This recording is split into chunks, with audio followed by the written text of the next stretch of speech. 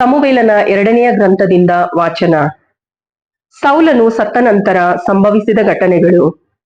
ದಾವೀದನು ಅಮಾಲೇಕ್ಯನನ್ನು ಸದೆಬಡಿದು ಬಂದು ಚಿಕ್ಲಗಿನಲ್ಲಿ 2 ದಿವಸ ತಂಗಿದನು. 3ನೆಯ ದಿನ ಸೌಲನ ಪಾಳೆಯದಿಂದ ಒಬ್ಬ ವ್ಯಕ್ತಿ ದಾವೀದನ ಬಳಿಗೆ ಬಂದು ನೆಲದ ಮಟ್ಟಿಗೂ ಬಾಗಿ ನಮಸ್ಕರಿಸಿದನು. ಅವನು ಸಂತಾಪದಿಂದ ತನ್ನ ಬಟ್ಟೆಗಳನ್ನು ಹರಿದುಕೊಂಡು ತಲೆಯ ಮೇಲೆ ಮಣ್ಣು ಹಾಕಿಕೊಂಡಿದ್ದನು. ದಾವೀದನು ಅವನನ್ನು ನೋಡಿ, ನೀನು ಎಲ್ಲಿಂದ ಬಂದೆ ಎಂದು ಕೇಳಿದನು. ಅವನು, ನಾನು ಇಸ್ರಾಯೇಲ ಪಾಳೆಯದಿಂದ ತಪ್ಪಿಸಿಕೊಂಡು ಬಂದೆ ಎಂದು ಉತ್ತರ ಕೊಟ್ಟನು.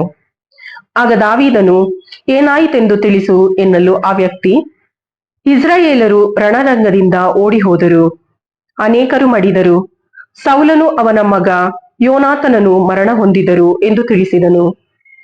ಸೌಲನು ಅವನ ಮಗ ಯೋನಾತನನು ಹಾಗೂ ಸರ್ವೇಶ್ವರನ ಪ್ರಜೆಗಳಾದ ಇಸ್ರಾಯೇಲರು ಕತ್ತಿಯಿಂದ ಮೃತರಾಗಿದ್ದಕ್ಕಾಗಿ ದಾವೀದನು ಅವನ ಜನರು ದುಃಖದಿಂದ ತಮ್ಮ ಬಟ್ಟೆಗಳನ್ನು ಹರಿದುಕೊಂಡು ಗೋಳಾಡಿದರು. ಸಾಯಂಕಾಲದವರೆಗೆ ಉಪವಾಸ ಮಾಡಿದರು. ದಾವೀದನು ಸೌಲ ಯೋನಾತನರ ಮೇಲೆ ಒಂದು ಶೋಕಗೀತೆಯನ್ನು ರಚಿಸಿದನು. ಮಣ್ಣು ಪಾಲಾಗಿದೆ, ಓ ಇಸ್ರಾಯೇಲರೇ, ನಿಮ್ಮ ವೈಭವ ಆ ಗುಡ್ಡಗಳ ಮೇಲೆ. ನೀವು ಮಡಿದದ್ದು ಹೇಗೆ, ಓ ಯುದ್ಧ ವೀರರೇ.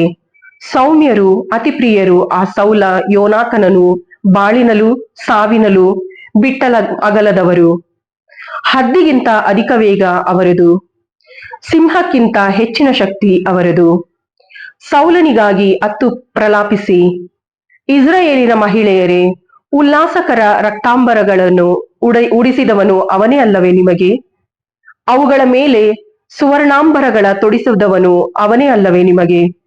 ಯುದ್ಧ ವೀರರೇ, ಹೇಗೆ ಮಡಿದು ಹೋದಿರಿ ರಣರಂಗದಲ್ಲಿ. ಯೋನಾತನನು ಹತನಾಗಿ ಬಿದ್ದಿರಹನಲ್ಲ ಬೆಟ್ಟಗುಡ್ಡದಲ್ಲಿ.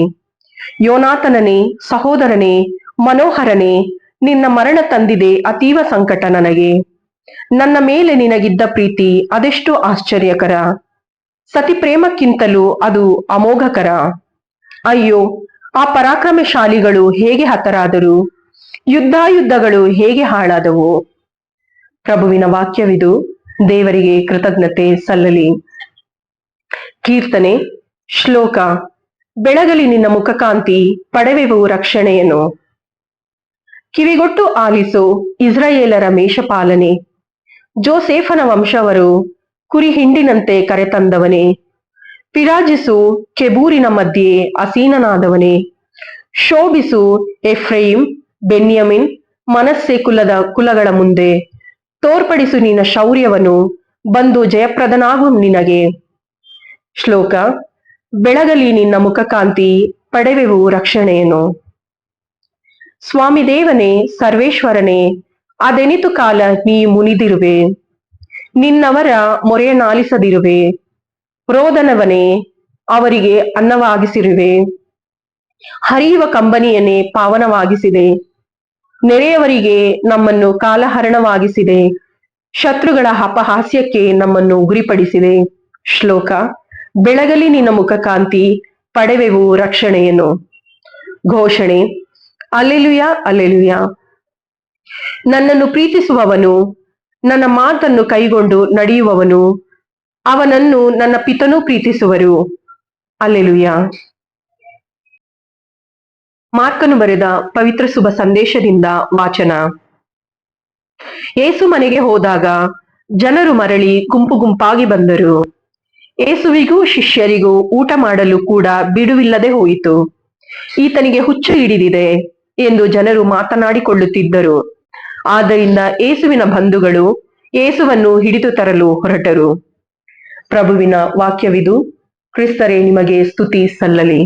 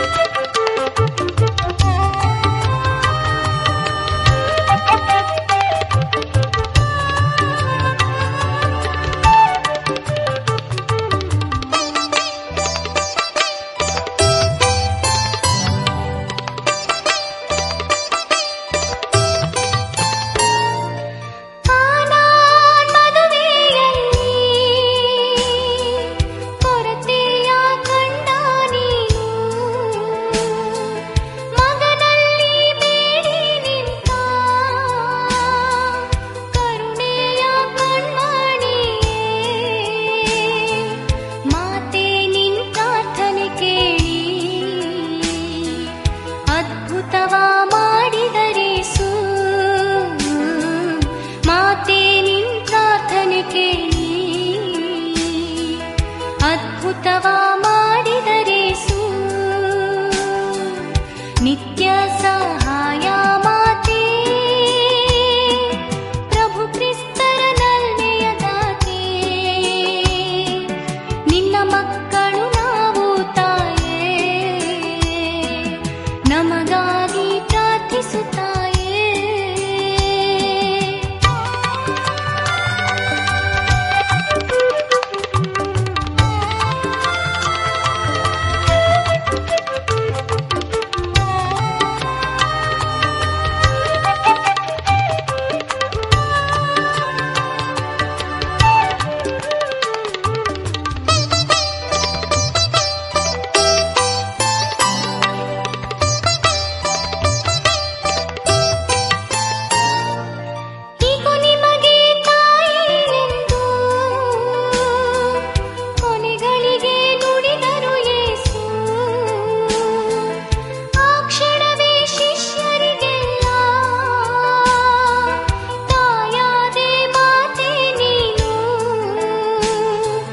ನೊಂದಂತ ಮಕ್ಕಳು ನಾವು